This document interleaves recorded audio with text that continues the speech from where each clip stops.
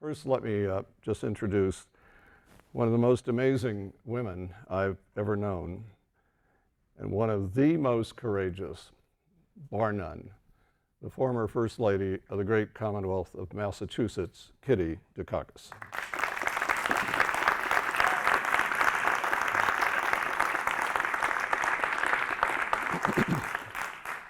He served 3 terms as governor of the Commonwealth, was candidate for president of the United States, and as Nina Church said, he's one of our greatest public servants.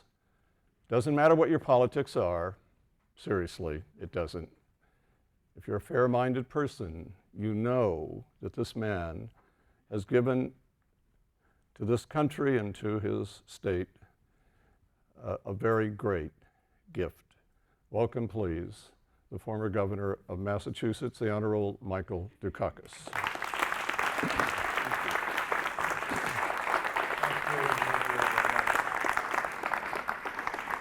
Thank you all very much. I don't know why all of you are here, particularly on a day like today, but frankly, I'll take credit for the rain. I mean, in a region that gets 10 inches of rain a year, it seems to me I bring gifts in the form of rain.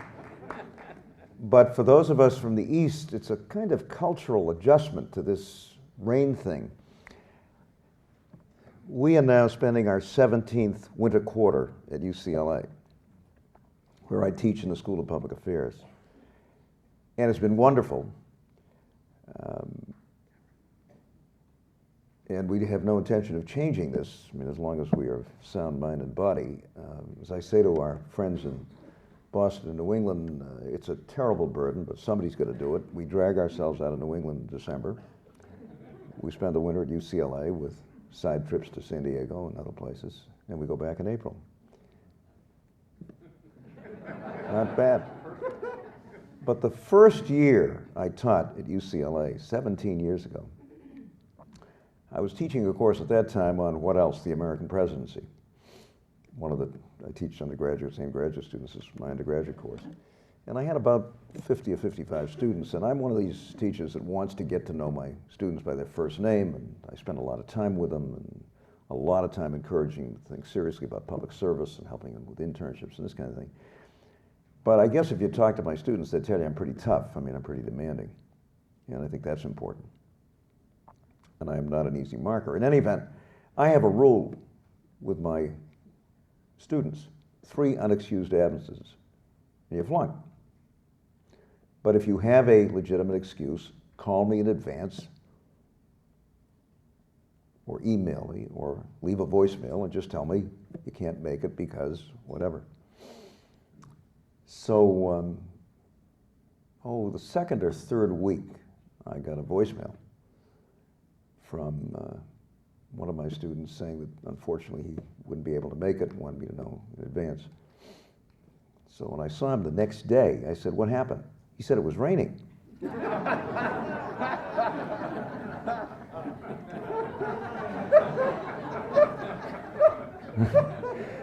I said, "So?" He said, "It was raining."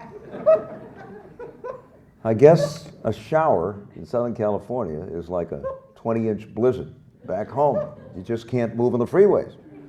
That was a cultural adjustment, believe me. I've never heard that before. And it was a legitimate excuse, as all of you know. In fact, this morning, as we left George's house where we stayed, and he brought us up here, he drives a little faster than I do. Everybody does.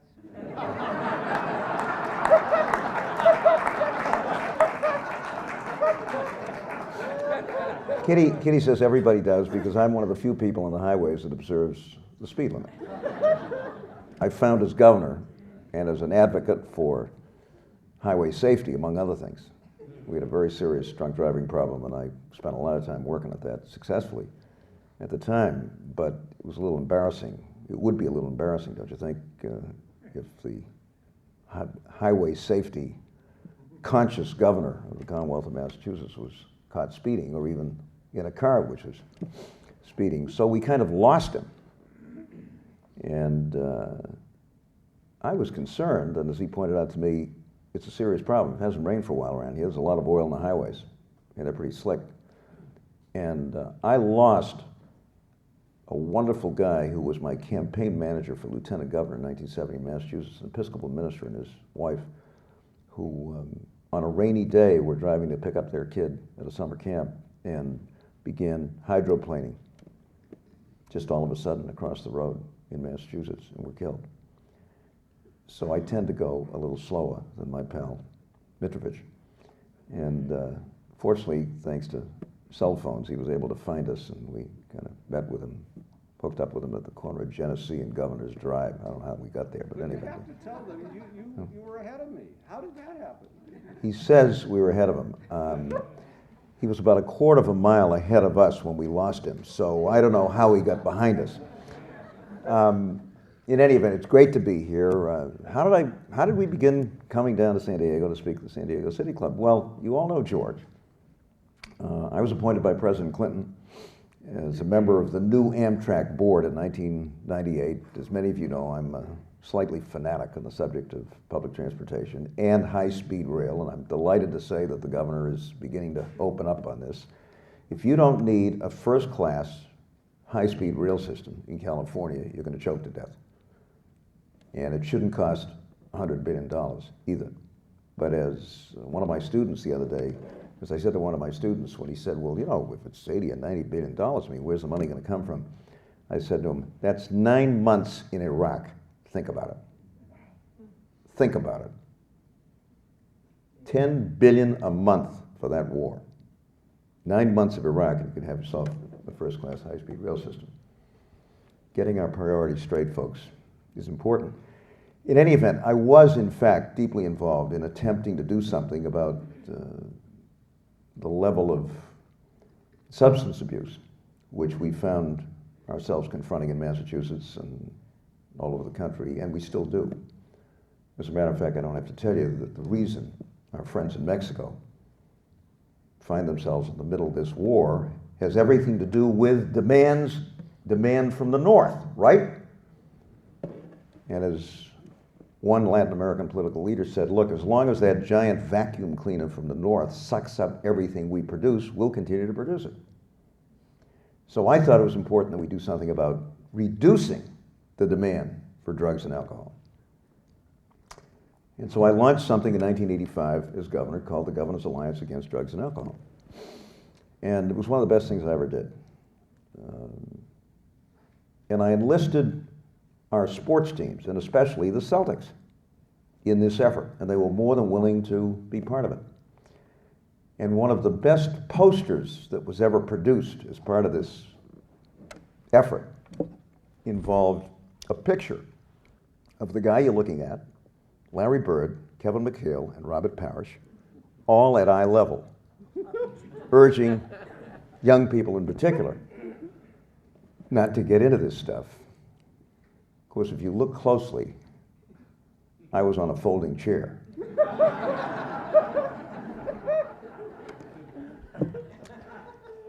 Here's what I want to do today, and as always, I want to open this up for lots of questions because this is a presidential year, an interesting presidential year, and if you want to know how I feel about Mitt Romney, I'll tell you, but it's up to you.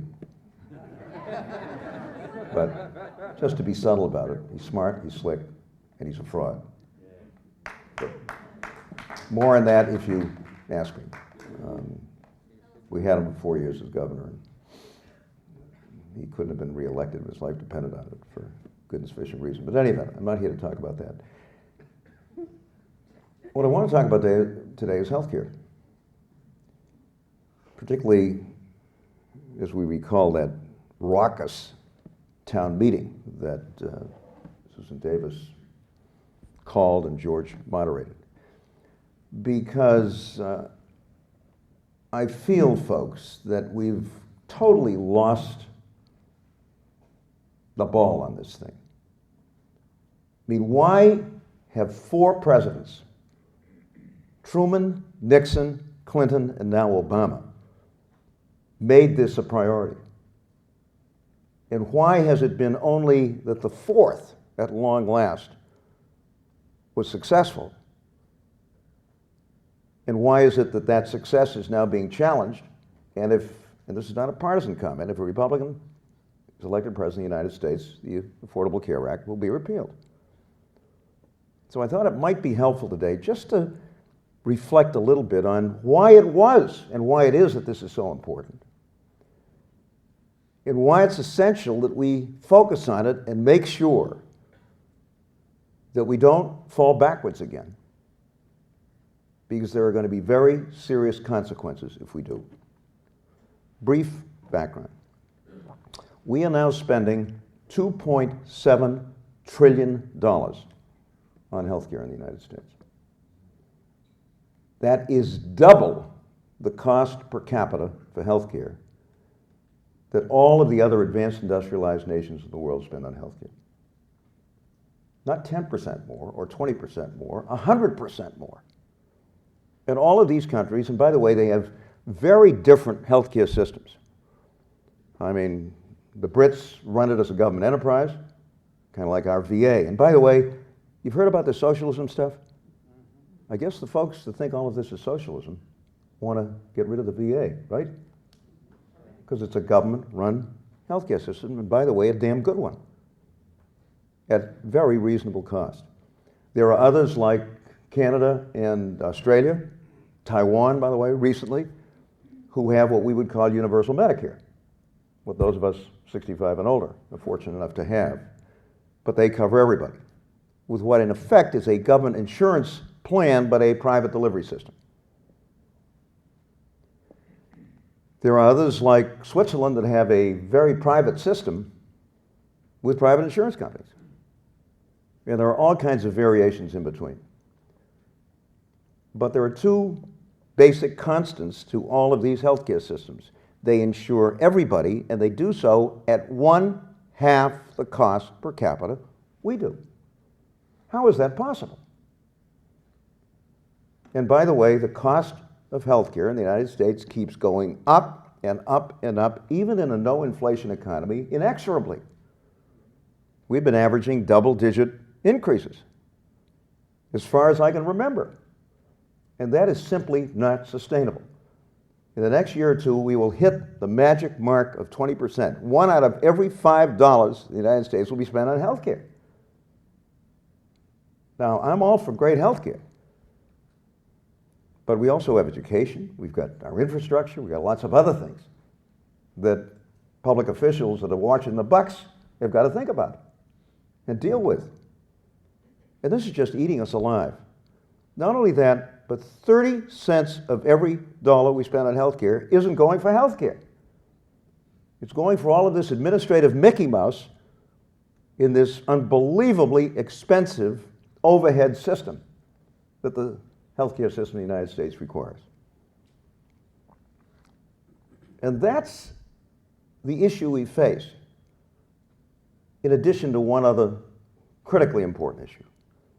We now have 54 million Americans that don't have a dime of health insurance, and the number is rising. Not only that, we have millions more that find themselves with $5,000 and $10,000 deductible policies. What kind of insurance is that? But more and more small and medium-sized businesses are in effect saying, hey, we can't afford this. The best we can do is a $10,000 deductible policy. It reminds me, as I said last night, when we had dinner, we used to talk about buffalo policies. You all know what a buffalo policy is, right? No? It covers you, but only if you're hit by a buffalo on Main Street at noontime. Otherwise, you have no insurance. It's universal, but it's kind of slim. That is not the case in these other countries. All of them, regardless of the system, provide comprehensive health insurance. They may have modest deductibles, but they're modest.